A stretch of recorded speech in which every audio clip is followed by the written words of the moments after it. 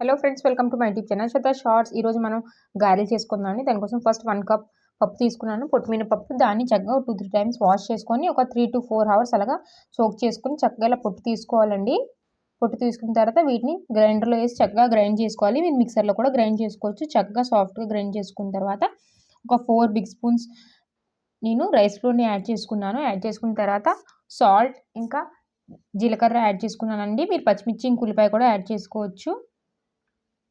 Add చేసుకున్న తర్వాత ఇలా మనం చక్కగా బాల్స్ తీసుకొని చేతి మీద ఇలా పెట్టి చిన్న చిన్న హోల్స్ పెట్టడమేనండి. చాలా ఈజీగా చేసుకోవచ్చు గారెలు. మార్నింగ్ మనం లెగ్గానే సోక్ చేసుకోవాలండి, అప్పటికి మన మధ్యాహ్నానికి రెడీ అవుతాయి. చూడండి, మరోసారి చూపిస్తాను. ఇలా బాల్స్ తీసుకొని ఇలా ఫ్లాట్గా చేసి మనం ఇలా హోల్ పెట్టుకోవడమేనండి.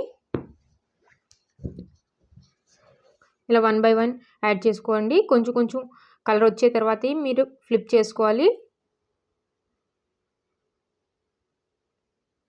చూడండి, లైట్గా కలర్ చేంజ్ అయింది కదండి. ఇప్పుడు ఫ్లిప్ చేసుకుందామండి.